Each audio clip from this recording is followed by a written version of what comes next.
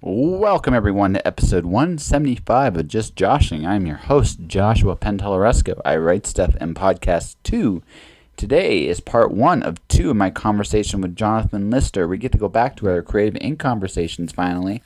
It's been crazy. I can honestly say it's been a blur these last few weeks. In good ways. I've had a chance to connect with a lot of incredible people, but at this point, I'm just trying to catch back up and do it right. And the Creative Inc. people have been great and deserve to lay a little bit better. Just the way things worked out with Sweet and Sultry and a few other things. It just, I had to bump these back, and I kind of feel bad about that. So from here on in, we're going to get the rest of the interviews. There's some really good ones coming out. Jonathan Lyster, Dwayne Clayton, Ellen Michelle, who was actually probably so far still this year my favorite conversation so far. So, yeah, there are going to be some good conversations coming up in the next couple weeks. Beyond that, no, it's getting ready. My next live show is going to be at When Words Collide, August 9th. No, August 10th, actually. August 10th, Saturday, 1 p.m. at the Boomtown Pub. I will be there. Now, what's going to be on the show, I don't know yet, just at this time. Because my original plan seems to have fallen through, so I gotta improvise and come up with something a little different. But I promise you, it will be good. It will be entertaining. All right, let's get into our conversation with John. All right. So I'm gonna warn you right now that the reporter's on. So if there's anything really incriminating you did, make it good. I see this is a good morning amusement. We're off to a good start here. So how are you doing today? I'm doing very well. It's been a great convention. Yes. Convention, conference, festival, I'm not sure. It's a conference. It's more of a conference. Conventions are a lot more merchanty and peddly than that's what this is. This is a lot more... And I find conventions tend to be more reader focused. Readers coming in and meeting their favorite writers, whereas conferences are more like this. It's about the writers getting together and learning from each other. Exactly. So like I did a panel where I got to talk about podcasting, which was a lot of fun to do. I did another panel that wasn't so fun, but that's neither here nor there. Which happens. I think we all have our experiences. Sometimes you go up there, it's like this did not go according to plan. What happened here? So what did you do in terms of presentations this weekend? I've actually got a presentation to do with a friend of mine this afternoon, and that's the one that I'm actually booked for. This is my first time at Creative Inc. Yeah. And so I've been just kind of easing into it, and getting familiar with the lay of the land. And next year, I find already I've got ideas for presentations buzzing around in my head, things that I'd like to talk about and such. And but the presentations that I've been to have been really, really good. Everything from social media, which is one of my babies, to just listening to the live slush pile readings, which has been really fascinating. I remember going to, for example, the Surrey Writers Conference, and years ago I edited a small press magazine. The level of stuff that's being submitted now to something like the live slush pile reading is way beyond what it used to be. The stuff that when I was editing, the stuff that I was getting, there was really good stuff, but there was stuff that was painful to read. Oh yes. And at the live slush pile reading, there was stuff that wasn't what would interest me, but there was nothing where I went, oh my god, this is just bad writing. No. So I did a magazine course back in I was in Arizona, and we had a gentleman who loved chaos theory, just loved chaos theory.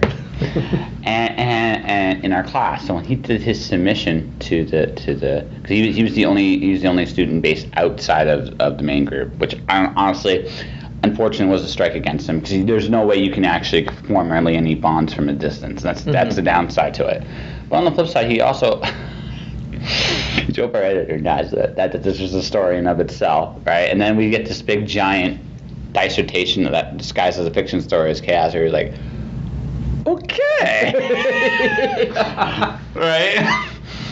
So we all know who this is. We're not going to name names. It's like, yeah, it was a universal no, because no one loved chaos theory like this gentleman here, and especially after a semester of it, we were kind of sick of it.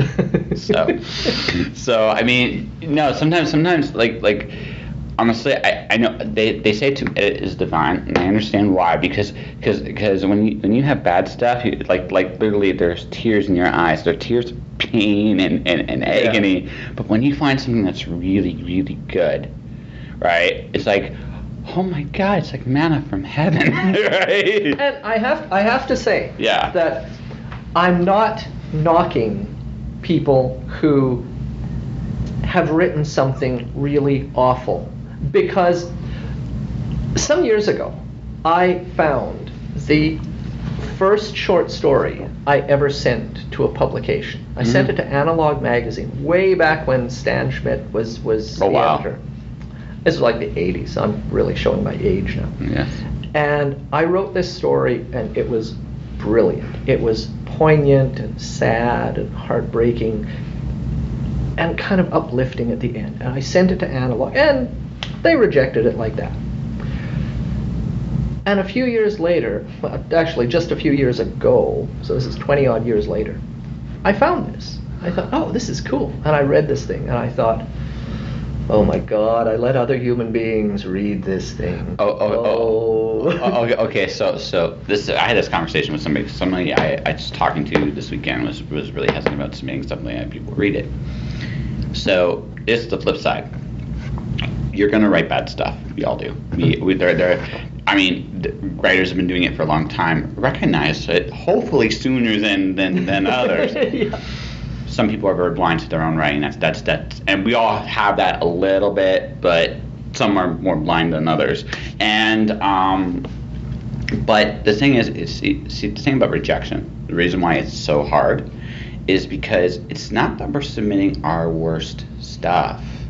We are submitting the best stuff we can at that moment in time. Exactly. Right. And the thing is, right, there's a quote, like, it's not our darkness but our light we fear the most. And the reason why, because we are powerful. This is true. But the thing is everything that when you create something, it's not even just writing, it's just art, period. When you compete, you are doing, if you put everything you have into it, you are putting your absolute best into it.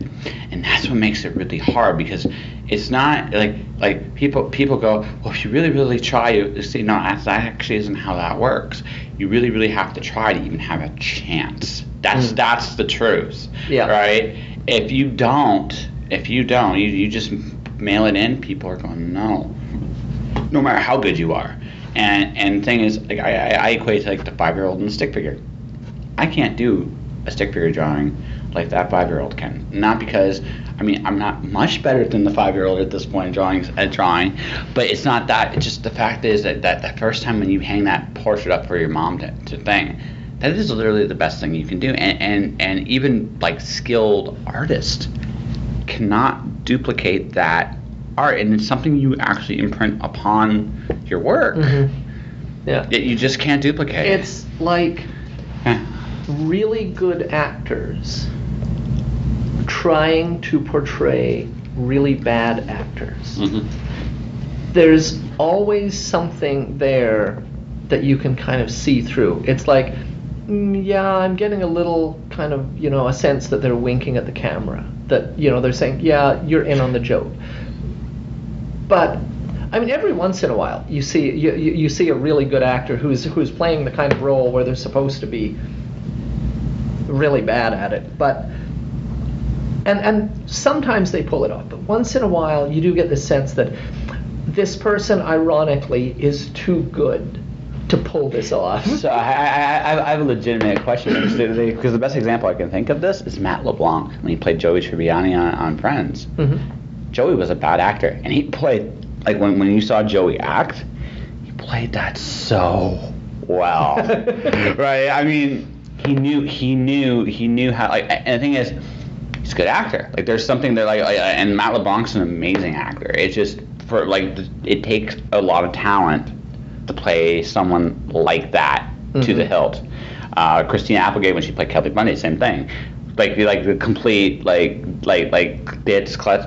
No, she's nothing like that. Exactly. Yeah. In that case, though, they're both getting into the role to the point where they lose themselves. Yeah. And that is one of the markers of a really good actor. Example. I was a huge fan of Buffy the Vampire Slayer. Okay. Mm-hmm. Spike shows up. End of second season, I think. Whenever. Mm-hmm. He shows up, and he's a mainstay for, well, pretty much to the end of till the last episode, now that I recall. And I heard him, I saw him through like 6 or 7 seasons. And then I saw him interviewed. And the thing that shocked me was he's from somewhere like the Midwest. Mm-hmm. He does not have naturally an English accent. Mm-hmm. I grew up with a mother who was, a screaming Londoner. I've got all kinds of relatives from England. It never even occurred to me that he was not British. And I mentioned this to a British friend of mine who was a huge Buffy the Vampire Slayer fan. And she looked at me like I'd, grown antennae, because it had never occurred to her either. Yeah. And then, double whammy, just recently, my wife and I got the complete box set of Buffy the Vampire Slayer, and that ate about 3 months. We watched all of it in that kind of time frame. Yeah. And there's another character, Drusilla, who is, I think, Irish. Yes. And at the very end, we watch the interviews with the actors after the series closed. And I'm listening to her, and it turns out she's American too. Mm-hmm. And I'm like, after hearing James Marsters interviewed, it should have occurred to me, well, gee, maybe they've got some other spectacularly good actors that it never occurred to me to question their accents.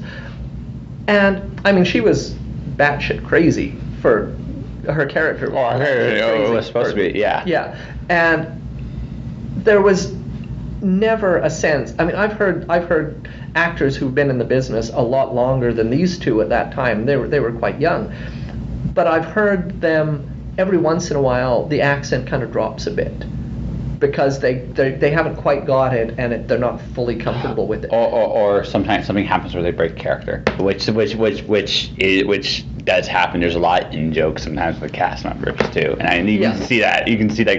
We're just trying to crack you right now. It's hilarious. Yeah. Right?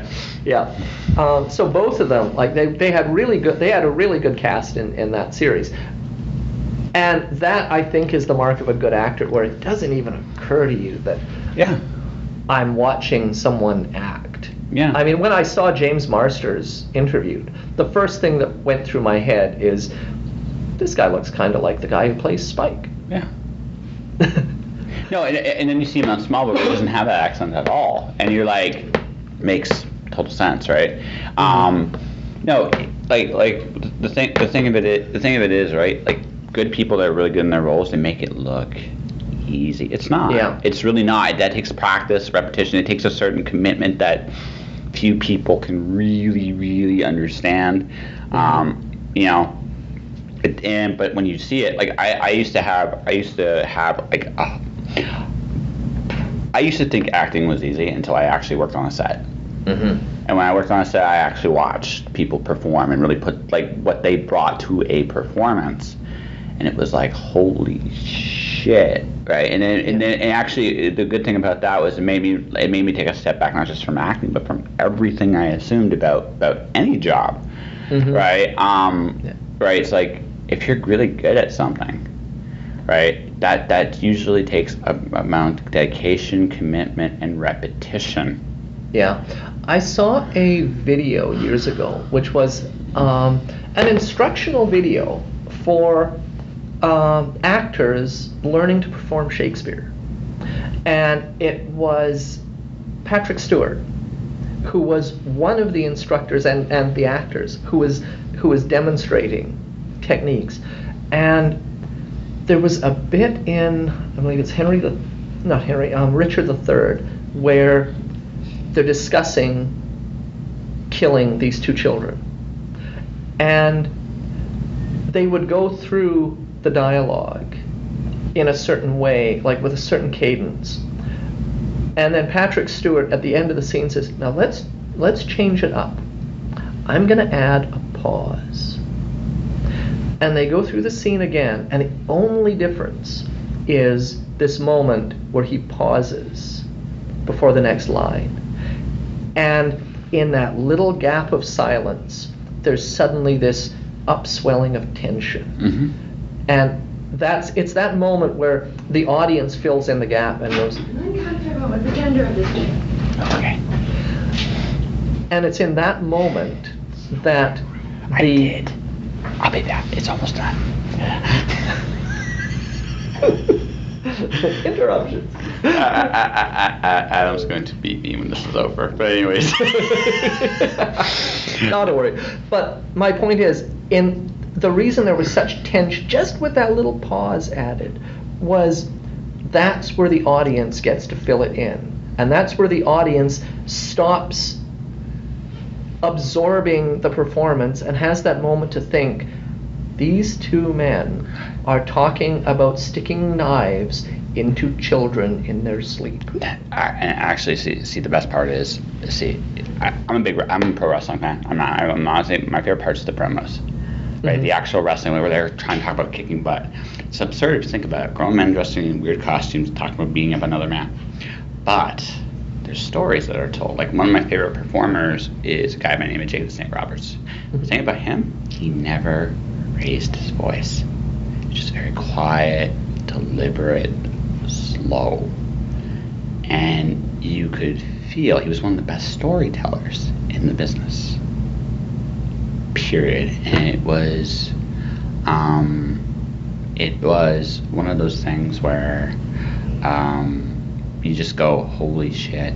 Like, and you can feel it, because a good performer, a good writer even, finds a way to get the audience to interact. And there's lots of little techniques you can do to do that, but the thing is, the whole goal with what we're doing is we're creating an experience. It doesn't matter what form of art we're doing, we're creating an experience. So the idea is, okay, what can I do to make the audience get involved that much? Or just encourage it. Sometimes it's a pause, sometimes it's a line, sometimes it's just how you have to do it. Like, I wrote an interrogation style story once where you only heard one side of the dialogue, and I let the audience fill in the gap on the other side. It's a really simple technique, but it works, because also it's like, because he answers the questions, you can almost hear the question being asked. You can almost, like, there's a progression.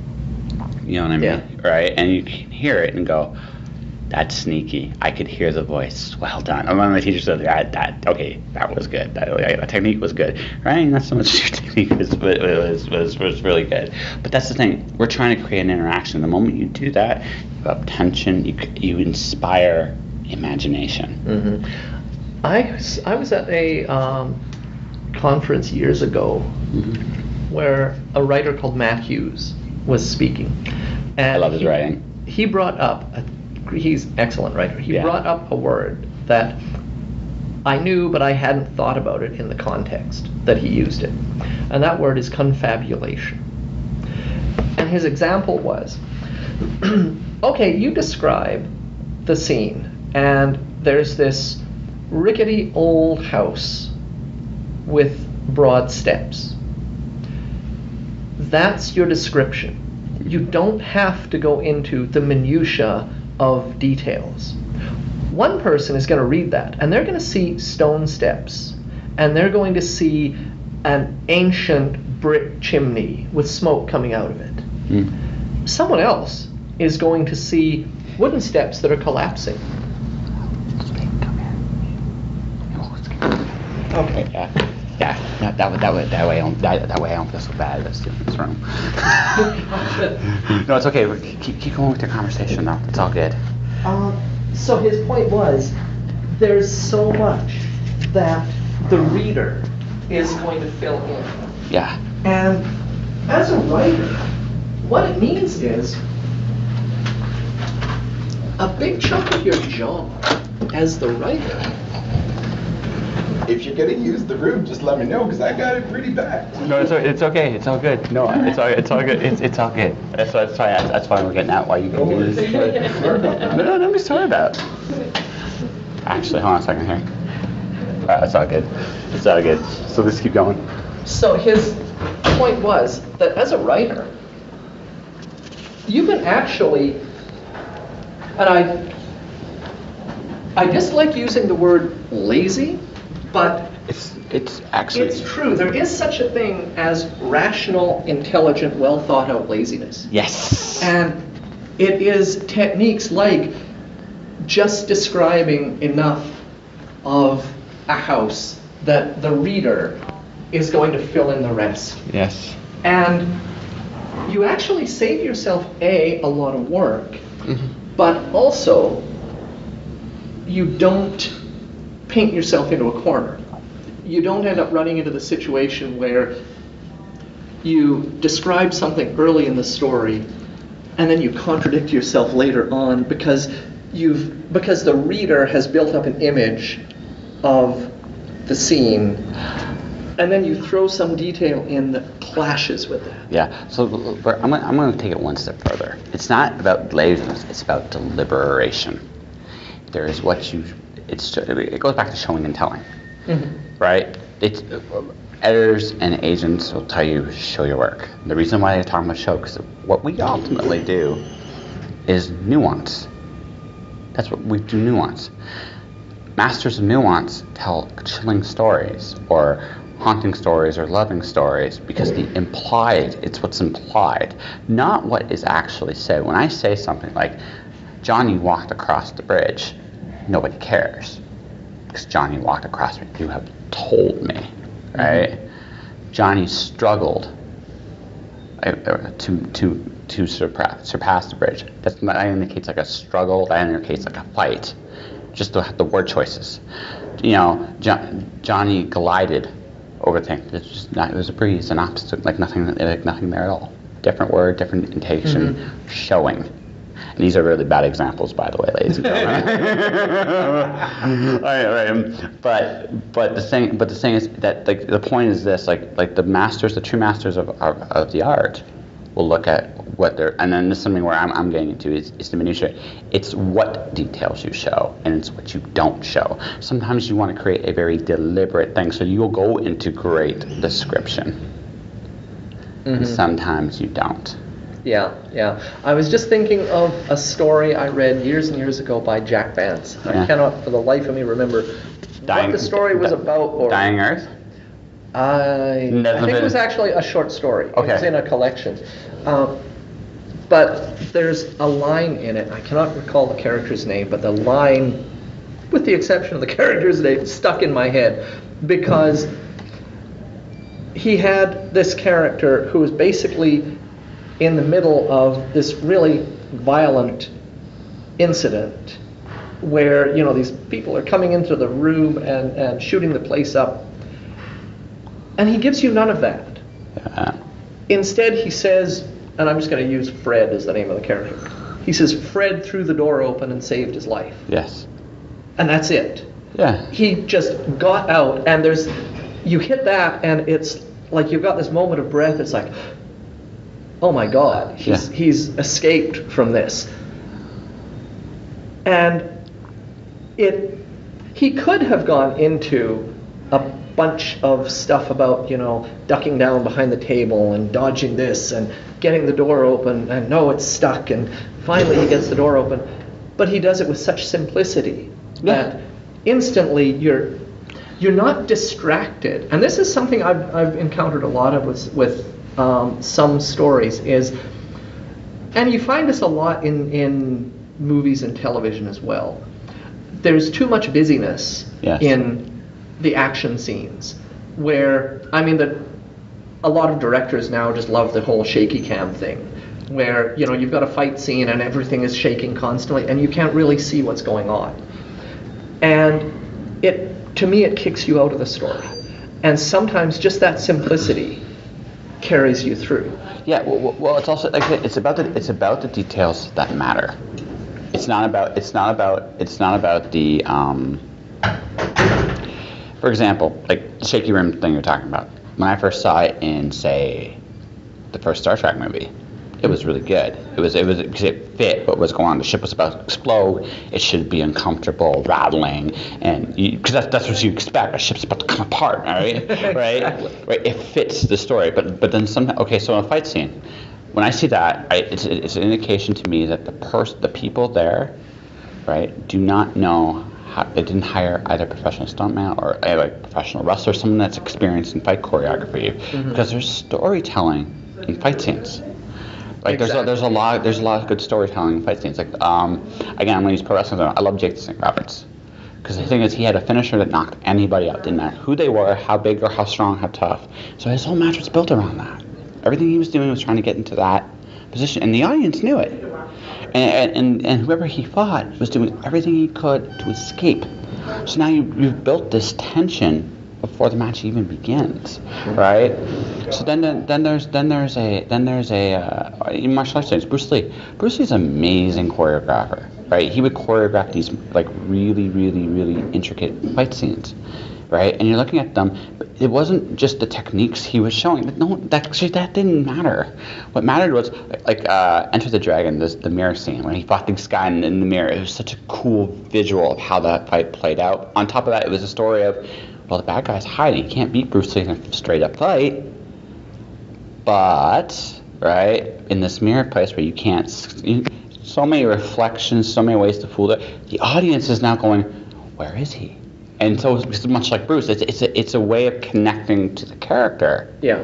Right? Because same thing, Bruce Lee's character is doing the exact same thing. It's like, where, how, why, who, what? You know, and you're feeling that.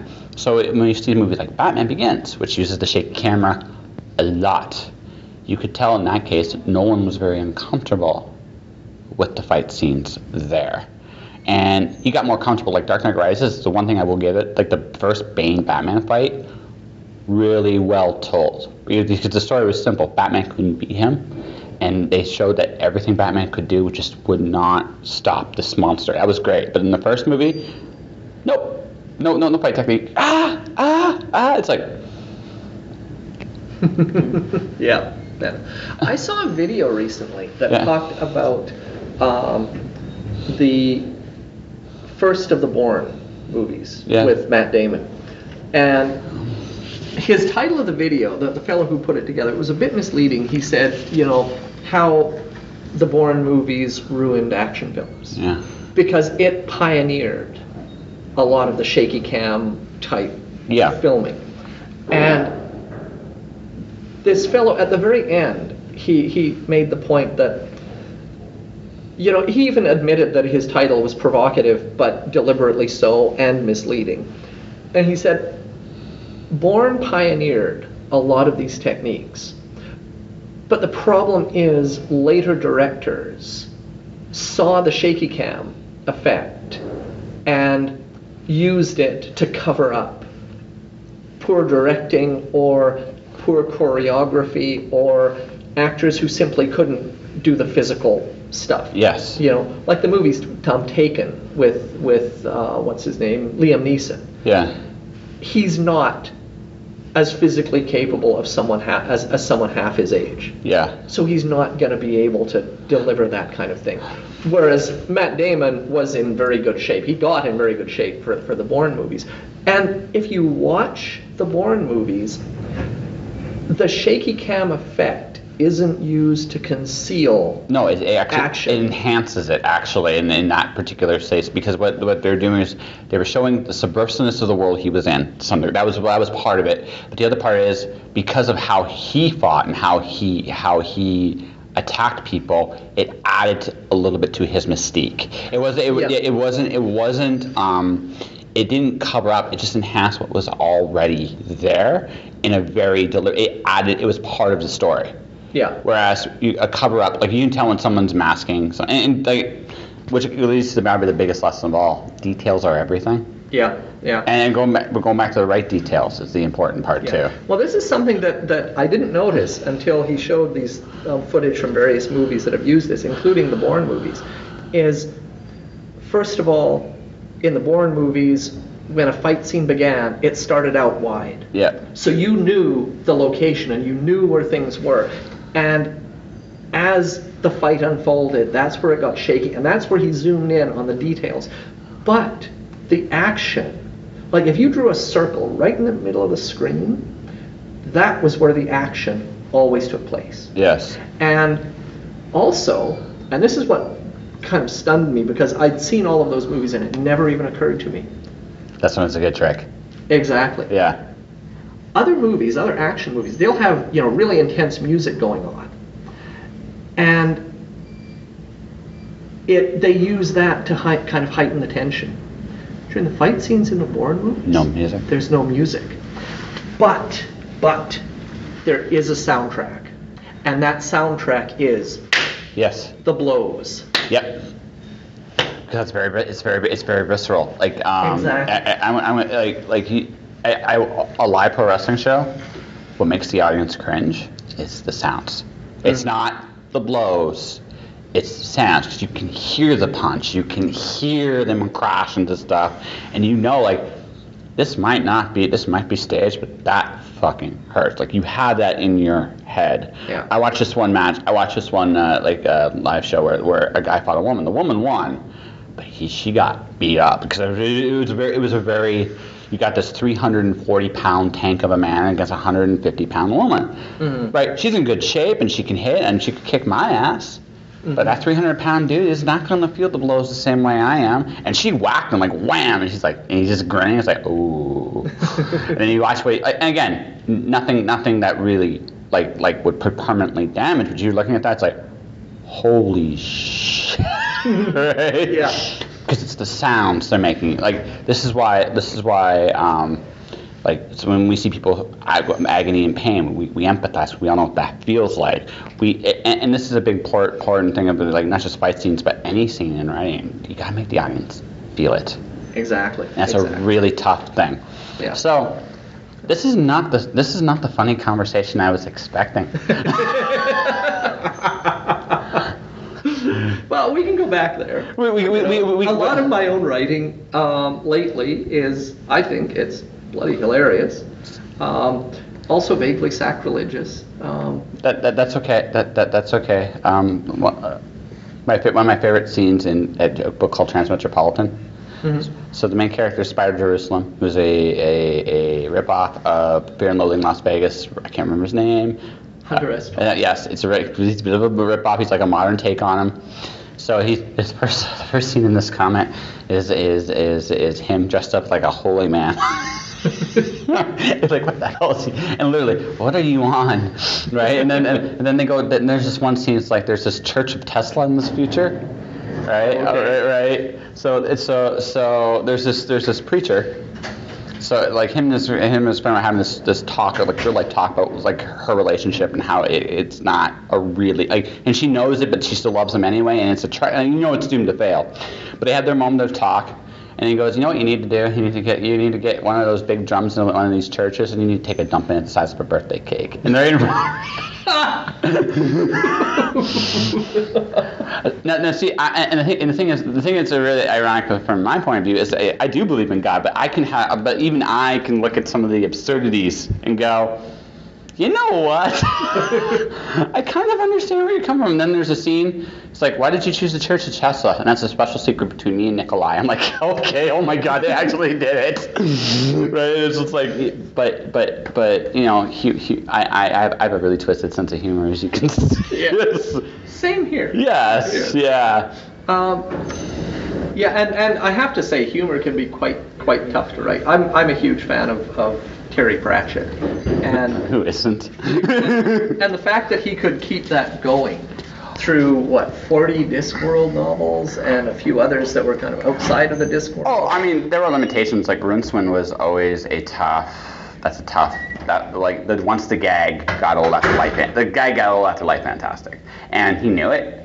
But Rincewind was popular enough every so often. It's like, we need to do a Rincewind story. He goes, I don't want to do a Rincewind story. You could tell. Although ironically, my favorite Terry Pratchett story.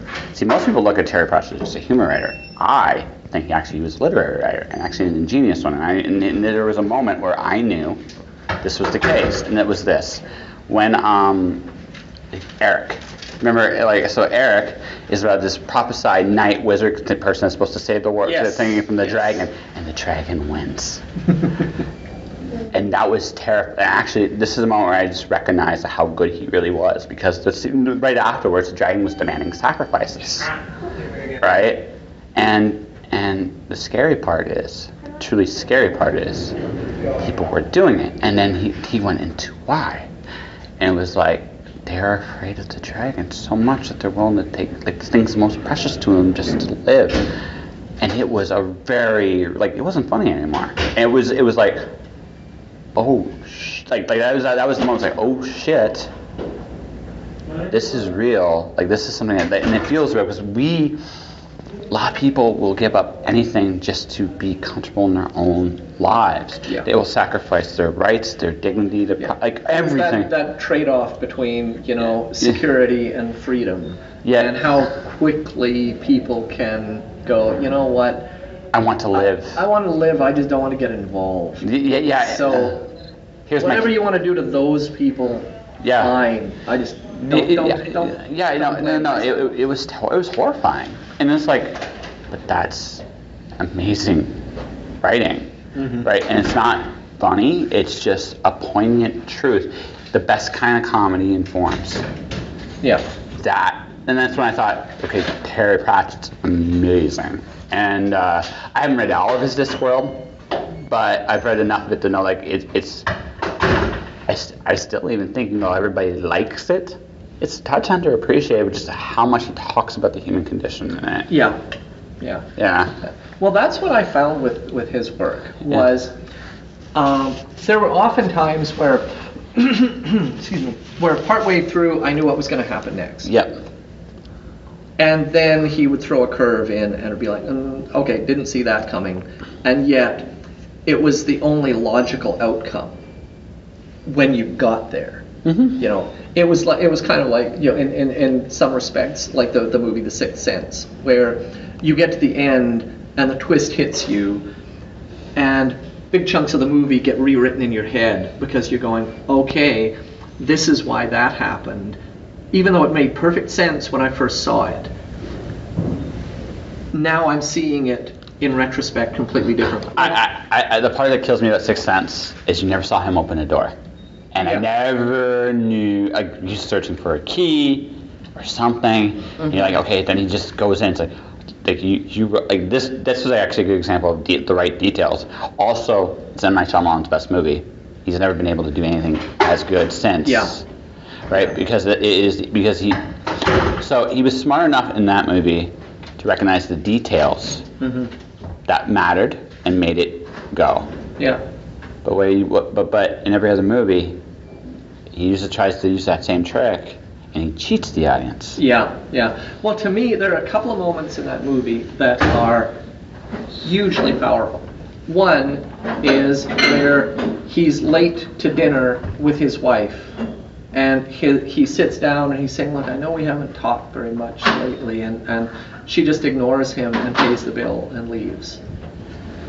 And you realize at the end of the movie that for her, he's dead and she can't see him, and this is a ritual that she does on her anniversary, and she's still in agony over losing him. Yeah. And the other one was the classic, I see dead people scene, where the kid is telling Bruce Willis's character, I see dead people, and they're walking around up there, and they don't know they're dead, and the camera is moving in on Bruce Willis's face. And if all you saw was that scene, you'd be going, well, obviously, Bruce Willis is one of the dead people who doesn't know it. But because of the way he structured the film and the way he set it up at the beginning, and we've had Bruce Willis as the POV character all the way through, right down to, we're listening to him record his interactions with the kid. Mm-hmm. When you get to that scene, everything is set up so that you're seeing things from Bruce Willis's point of view. And when the camera is coming in on his face and the kid is saying, yeah, I'm seeing dead people and they don't know that they're dead and all of this stuff, you're thinking the same thing Bruce Willis is thinking, which is, this kid has lost his mind. This kid really needs my help because he is disconnected from reality. Yep. Even though, in an absolutely literal sense, it's that point in the movie is almost where Shyamalan steps out from behind the curtain and says, okay, guess what? This is what's actually going on. And then he steps back and nobody notices that he was there. Yeah. So my favorite, I'll tell you my favorite scene in The Matrix. This is when a movie works. I can tell you the bad example because Dark Knight Rises is the bad example of this. But the good example is The Matrix. So when he meets the Oracle, goes your. And I think The Sixth Sense is a pretty good place to stop part 1 here, and part 2 will air very shortly. I want to thank Johnson for his patience. Check out his books. They'll definitely be plugged at the end of part 2. In the meantime, for those of you listening, if you want to support this podcast, you can do so a number of different ways. We'll start with the Canadian Science Fiction and Fantasy Association. You can join their membership. You can vote for the Aurora Awards. This podcast is nominated for Best Fan-Related Work. It would be really cool if you got to vote for me or any of the other candidates there. If not, and also everybody else that's being nominated as well. There's some amazing work there for just $10. You should definitely go check it out. As for this podcast itself, you can subscribe to this podcast. This podcast can be subscribed either through Podomatic or iTunes or a bunch of other players. You can just hit the subscription. Go for it. If you like it, write a review. If you don't tell anybody, okay? Outside of that, I have a YouTube channel, Joshua Penteloresco, where past episodes have aired. And beyond that, I also have my books, The Watcher, Storm Dancer, The Wandering God. You can get them through Mirror World Publishing, through every place where books can be sold, brick and mortar, Barnes & Noble, Chapters, Amazon, or electronically, Amazon, Kobo, you name it, you can definitely pick it up there. But if you don't want to do that, that's cool. Thank you for listening. Stay inspired out there. Dreams your eyes wide open. And whatever you do, keep going forward. Okay? Okay. See you next time. Josh.